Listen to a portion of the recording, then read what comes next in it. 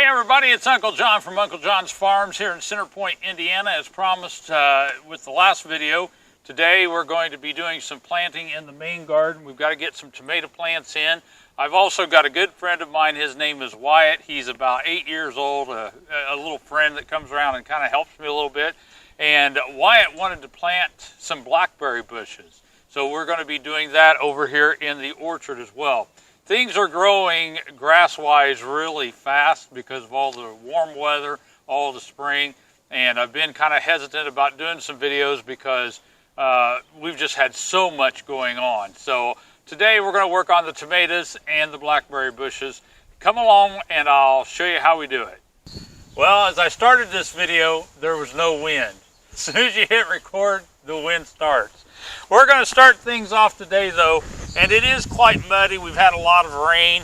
We're going to start things off with some fabric. It's called landscape fabric. I put that down, and then we're going to plant the tomatoes down through the fabric. This type of stuff is pretty easy to work with. On a windy day, not so much. So what you want to do is have something to kind of tack it down with, and I don't recommend using nails, but I have had in the past. They actually have some stuff that, you know, is a little better for tacking this stuff down. This is just some old fabric that we had left over. I wanted to get used up this year. And so we're using some nails to kind of hold it down.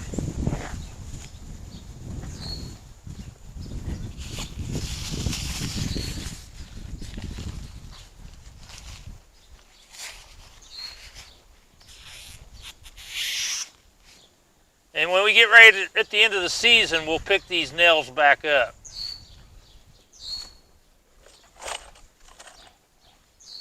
This fabric allows the moisture to come down into it, but it keeps the weeds out of the tomatoes.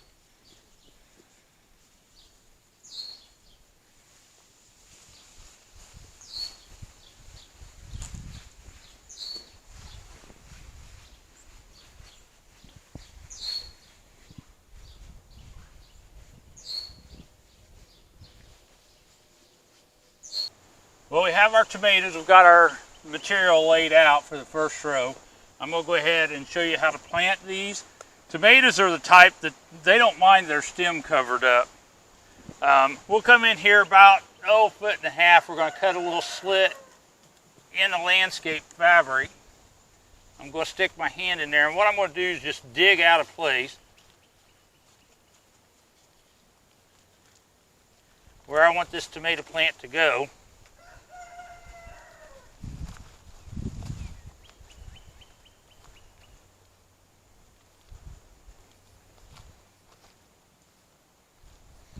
Yeah, you're going to get your hands a little dirty. We're going to pop this out of the container it is in. Going to put that down. We're going to bring the dirt back around it.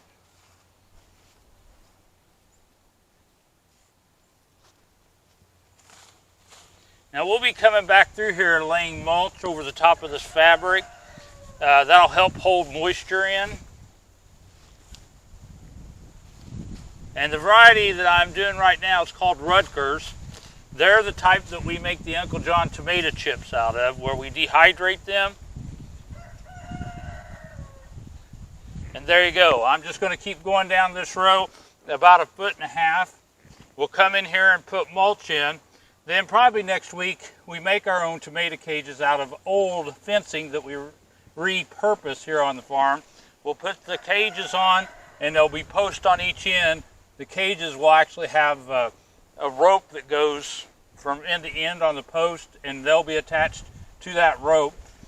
It'll give a little bit, but it also keeps them upright while the tomato plants start coming up. I'm going to finish up this row and we'll show you what we get done.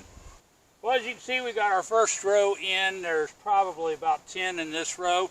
Like I say, over the next couple days, we're going to come in here with some mulch and lay over the top of this. Then in a few more days, we'll be putting up our tomato cages around.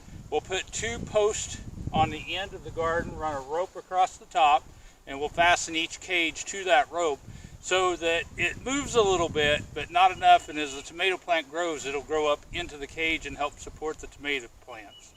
Next we're going to move on and plant some of my friend Wyatt's. We've got a couple of blackberry bushes for him we're going to plant in the orchard. Well, we moved from the garden area over into the orchard. My good friend Wyatt loves blackberries. He likes to pick them off of the vine. He's about 7 or 8 years old. And I told him this year Uncle John would put in some blackberry plants for him. So we're going to put them amongst we've got some cherry bushes and peach trees. So we're going to put them in between and let them kind of take over the underneath side of the trees. Well, I don't know whether you can tell, but the cherry bushes are over here. I've got a peach tree here started and a peach tree there. Those are 2 new ones that we started. We're going to put these blackberry bushes, we've got 2 of them, we're going to put them just right in here and kind of use it to fill in the gap. Look how rich this dirt actually had wood chips on it for several years. They've decomposed down into the soil and made some really good topsoil. There's a few rocks in there here and there. And I'm going to angle your camera down so you can actually see some of that topsoil. Look how good and black that topsoil is. That's from probably a foot of wood chips that's now broken down. Now, the kind of blackberry bushes I bought for Wyatt, because he is so young, I didn't want him to get stuck when he come out here to eat blackberries. So I got thornless blackberries. A lot of people said I shouldn't have got them because it'll make the birds come and eat all the blackberries. But I look at it this way, I can always put a netting over them if I have to. But with Wyatt's young age, I don't want him getting stuck and having a bad experience out here on the farm. And of course, these blackberries all come from a nursery. And we've had them sitting outside. They've actually been hardening off.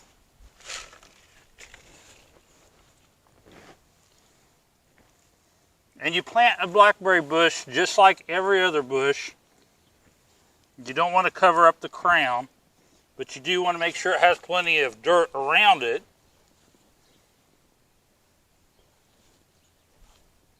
Look how nice and black that dirt is. That's what wood chips can do for your topsoil. Again, these are thornless. That way I know why it's not going to get... He likes to just come out and just pick berries right off the plants, which is a good thing to do. It's the freshest and the healthiest. When you buy stuff in the store, you don't know how old it's going to be. Look at that good topsoil. And you can still see a few wood chips left over from the years that we've had wood chips in here in the orchard.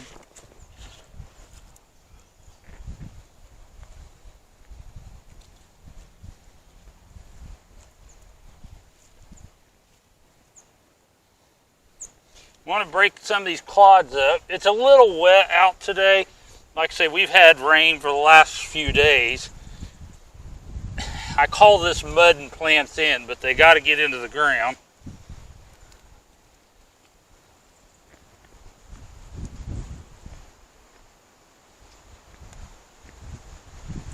There we go. So Wyatt's 2 blackberry bushes are in.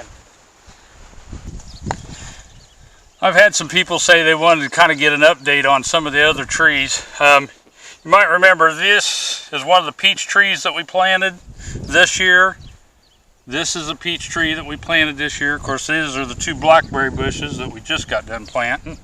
A couple years ago, my mother wanted these cherry bushes planted. And I'm going to come in here. This is the first year that they are actually getting cherries on them. And so I'm kind of interested to see what these are going to taste like. This peach tree, it's been here 2 years, maybe 3. Last year it did bear some peaches. I'm going to zoom in here real quick. You can see some of the little peaches on it. I had the dog in here to protect them last year and found out that the dog likes peaches. I didn't get but about 2 or 3 off this tree because Dee Dee would jump up and get all the peaches off of it. We're going to come over here. Remember the pear trees that we topped out and everybody said I killed them? Nope. And I want you to look at how many pears are now bloomed on this tree. It's funny because some pear trees one year they'll have a lot, the next year they won't, and it's kind of like every other year. Now here's a pear tree that we topped again, the second one. It does have a lot of pears on it. In fact, it's got one little branch here I'm probably going to have to take off, but you can see the pears really good. And it is just loaded up. We had a good spring this year. This little pear tree is running a little bit behind. There's some flowers and a few little pears forming, so we didn't kill the pear trees like everybody said. As we come on across, these are the apple trees that we planted earlier this spring. They've been in the ground about 60 days now. These are Jonathan apples. And then somebody also wanted to ask me about the strawberries that the little boys helped me plant. Well, here they are. And I'm going to try to zoom in real quick here. Those are actually strawberry blossoms. Now they won't have any this year. They're just blossoming and flowering out. There's an actual blossom right down there.